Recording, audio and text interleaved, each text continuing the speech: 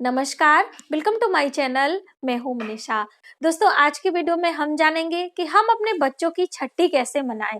ये कई लोगों ने हमें रिक्वेस्ट किया था कि मैडम आप बताएं कि बच्चों की छठी कैसे मनाते हैं, क्योंकि जो हमारी ये परंपराएं हैं, हमारी जो संस्कृतियां हैं, कहीं ना कहीं विलुप्त होती जा रही हैं। क्योंकि ज्यादातर बच्चे क्या है कि हॉस्पिटल में होते हैं और सिजेरियन से होते हैं, जिसके कारण 9 दिन तो हमें हॉस्पिटल में ही रहना पड़ता है और जिसके कारण ये सभी चीजें कर नहीं पाते हैं। लेकिन अभी भी बहुत सारे ऐसे घर हैं जिन घरों में ये सभी चीजें मानी जाती हैं और उसे किया जाता है, यानी कि निभाया जाता है, और इसका प्रभाव सीधे हमारे बच्चों के ऊपर पड़ता है। जो ये छोटे छोटे संस्कार होते हैं, जब भी हमारे हिंदू परंपरा में 16 संस्कार बताए गए हैं, और जब से बच्चा गर्भ में आता है, माँ के पेट में आता है, तभी से ये संस्कार शुरू हो जाते हैं। और जैसे कि पहले गर्भाधान संस्कार होता है, जब पता चलता है कि भाई माँ के पेट में गर्भ है, तो घर में कुल देवी की पूजा, पितरों की पूजा, अपने पूरे परिवार में हर्षोल्लास के साथ में हम अपने पूर्वजों का अभिवादन करते हैं कि हमारे कुल वंश की वृद्धि हो रही है। एक प्रकार से उनका आभार प्रकट करते हैं। उसे गर्भाधान संस्कार कहा जाता है। और उसके बाद फिर जब बच्चा 5 महीने का, अपने अपने परंपरा के अनुसार में 5 महीने का या फिर 7 महीने का या फिर 9 महीने का, हमारे लोगों के यहाँ 9 महीने में होता है, गोदी भरने की परंपरा होती है। यानी कि कुल परिवार के लोग एकत्र होते हैं उस दिन, अच्छे पकवान बनाए जाते हैं, और फिर जो माँ होती है बच्चे की, वह होने वाली बच्चे की माँ, उसे 16 श्रृंगार करा के बिठाया जाता है और सभी चीजों से, गुलर की माला से और उससे उसको सुसज्जित किया जाता है। और उसके कानों में जो रिश्ते में देवर लगते हैं, यानी कि बच्चे के होने वाले चाचा, कान में शंख की ध्वनि करते हैं। शंख एक पवित्र चीज होती है जिससे बच्चे का ऑरा मजबूत होता है। तो ये जो 16 संस्कार होते हैं ना दोस्तों, इसको निभाने से, इसको करने से हमारे बच्चों में गर्भ से ही संस्कार आते हैं। आपने महाभारत में सुना होगा कि अभिमन्यु अपने माँ के गर्भ से ही जो है युद्ध जीतने की कला को सीखा था, और उसके बाद उसी को उन्होंने अनुसरण किया था। और ऐसा भी कहा जाता है कि बाहर निकलने की, चक्रव्यूह से बाहर निकलने का जो उन्हें विद्या नहीं ज्ञात हुई थी, क्योंकि माँ उनकी सो गई थी। इसी वजह से वह सुन नहीं पाए थे, क्योंकि उस समय माँ और बच्चे का एक ही होता है सुनने का, खाने पीने का। तो इसी वजह से यह उनके साथ ऐसी दुर्घटना भी हुई है। तो इसीलिए बच्चे की माँ का बहुत ध्यान रखा जाता है, उनके खाने पीने का, उनके रहने का, उठने बैठने का। ऐसे में आपको अच्छी अच्छी चीजों को श्रवण करना चाहिए, और हमारे ग्रंथों को पठन पाठन, यानी कि गीता का पाठ करना, रामायण का पाठ करना बहुत ही शुभ बताया जाता है। हम अपने बच्चों में यदि संस्कार देना चाहते हैं, तो जब हमारे गर्भ में बच्चा रहता है, तभी से हमें ये सभी बातें ध्यान में रखनी पड़ती हैं। और फिर जब बच्चा धरती पर आता है, उसके बाद से भी हम 10 वर्षों तक बच्चों की बहुत अच्छे तरीके से लालन पालन करते हैं। ये हर माँ बाप का फर्ज होता है। फिर जब बच्चे बड़े हो जाते हैं, तो हम उनके ऊपर बहुत सारे आरोप लगाने लगते हैं कि हमारा बच्चा ऐसा है, हमारा बच्चा ऐसा है, और फिर हम इधर उधर परेशान होते हैं। कहीं ना कहीं उसका कारण हम खुद होते हैं। जब आपके पेट में, गर्भ में बच्चा आता है, तभी से हमारी जिम्मेदारियां बढ़ जाती हैं, पूरे परिवार की जिम्मेदारियां बढ़ जाती हैं, और हम उस समय ध्यान नहीं देते, और बच्चे फिर बड़े होके इस तरह के अनैतिक कार्य करते हैं, जो कि हमारे परिवार, हमारे समाज, हमारे देश के लिए हित में नहीं होता है, और फिर हम दोष देते रहते हैं। तो इसलिए आपकी ये जिम्मेदारी बनती है, यदि आप एक माँ बाप बनने के लिए तैयार हैं तो ये तो बातें हो गई ध्यान में रखने वाली। और अब हमें, जैसे मैंने आपको बताया कि छठी जो संस्कार होती है बच्चे के जन्म के 6वें दिन में, तो ये 16 संस्कारों में से एक संस्कार है। और जैसे कि उपनयन संस्कार भी होता है, इसकी वीडियो मैंने आपको दी है। और नामकरण संस्कार होता है जो कि 11वें दिन होता है, इसकी भी वीडियो मैंने आपको दी है पहले से ही। तो आप वो सभी वीडियो जरूर देखें, इससे आपको बहुत ज्ञान प्राप्त होगा दोस्तों। और आपके भारतीय संस्कृति में कितनी अच्छी अच्छी चीजें हैं, ये भी आपको ज्ञान होगा। और ये सभी कार्य करने से हमारे बच्चों में कितनी संस्कार आते हैं, और कितना अच्छा उनका ऑरा मजबूत होता है, उनके बहुत सारे ग्रह बैलेंस हो जाते हैं। तो ये सभी चीजें आप जरूर ध्यान में रखा करिए। अब हम बताएंगे आपको कि छठी कैसे मनाते हैं। बहुत सारी बातें हो गई, क्योंकि बहुत सारे लोग कहते हैं कि बहुत बातें करती हैं आप, लेकिन मुझे अच्छा लगता है आप लोगों को बातें बताने में और आपके साथ चीजें शेयर करने में बहुत खुशी महसूस होती है।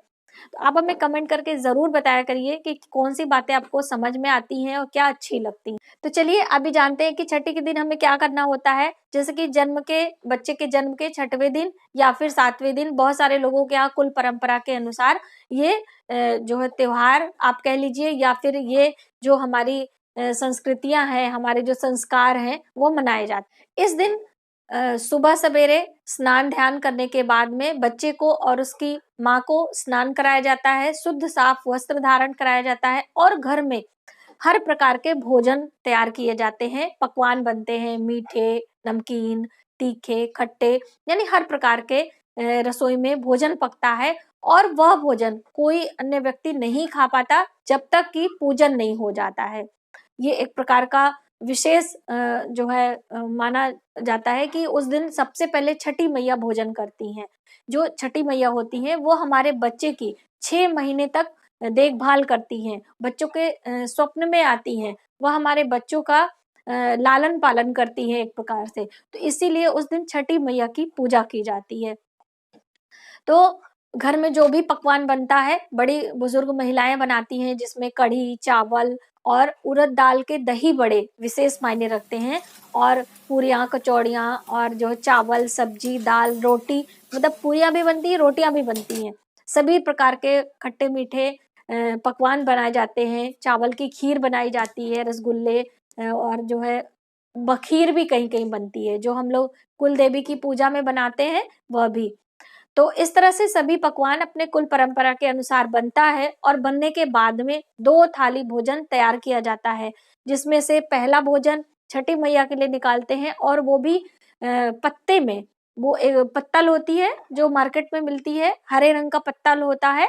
तो यदि आपको फ्रेश पत्ता मिल जाए तो आप स्वयं बना लीजिए, नहीं तो मार्केट से आप रेडीमेड जो पत्तल आती है उसे आप ले लें, और उसमें थोड़े थोड़े भोजन और एक ग्लास में पानी भर के छठी मैया के लिए रखना होता है, जिसमें थोड़ा सा हल्का सा आपको आटे से चौक बना के एक पाटा रखना होता है, पीढ़ा, उसके ऊपर स्वास्तिक का निशान बनाते हैं, और फिर एक छोटा सा कलश रख के उसके ऊपर दीपक जलाते हैं। दीप कलश तैयार करने के बाद छठी मैया का आवाहन करके वह भोजन वहीं पे रख दिया जाता है और जल रख देते हैं। ऐसी मान्यता है कि रात्रि के समय जब आशीर्वाद देने के लिए छठी मैया आती हैं तो उस भोजन को ग्रहण करती हैं। तो ये भोजन उनके लिए हो जाता है, और फिर जो दूसरी थाली का भोजन होता है वह माँ के लिए होता है। तो जैसे अभी सिजेरियन वगैरह होता है ज्यादातर माओं का, तो बहुत ज्यादा भोजन नहीं खा पाते क्योंकि वो नुकसान करता है, लेकिन थोड़ा थोड़ा एक एक बाइट तो लेना ही होता है सब में। तो वो थाली का भोजन माँ को रखा जाता है, और ऐसा थोड़ा थोड़ा दिया जाता है कि वो छूटने ना पाए, छोड़ा नहीं जाता भोजन। जब भोजन करती हैं माएँ तो बच्चा गोद में होता है, गोदी में लेके ही भोजन किया जाता है, और भोजन करने के उपरांत बच्चे के ऊपर जूठा वाला हाथ ऐसे फेरा जाता है। एक प्रकार से ये रस्म होती है, और वैसे तो बच्चे को लेके कभी भी भोजन नहीं करना चाहिए, ये अशुभ माना जाता है, लेकिन उस दिन छठी वाले दिन जरूर भोजन करना चाहिए। तो ये भोजन की बातें हो गई। इसके बाद सुबह सवेरे जब बच्चे को हम स्नान कराते हैं, उसके बाद जो बुआ होती हैं घर की, बच्चे की बुआ होती हैं, वह नया कपड़ा लेकर आती हैं। जब रात्रि में काजल लगता है, जैसे बहुत सारे लोगों के यहाँ दिन में लगाया जाता है, वैसे काजल रात्रि के समय ही लगाया जाता है, क्योंकि जो शनि से संबंधित जितने भी कार्य होते हैं हम रात्रि को करते हैं, तो उसका शुभता ज्यादा होती है। लेकिन आपके कुल परंपरा में जैसा होता हो आप ऐसे किया करें। तो सूर्यास्त के बाद काजल लगाने की परंपरा शुरू होती है, और किसी किसी के यहाँ ताजा काजल लगाया जाता है, किसी के यहाँ बासी। तो जैसे सूखा काजल होता है, जब हम काजल बनाना शुरू करते हैं तो जो ऊपर आता है तुरंत अगर इस्तेमाल किया जाए तो उसे सूखा कहते हैं, और उसके अंदर घी या तेल मिला के जब हम उसे एक पेस्ट तैयार कर लेते हैं उसे गीला काजल कहते हैं। काजल बनाने की विधि मैंने आपको दी है।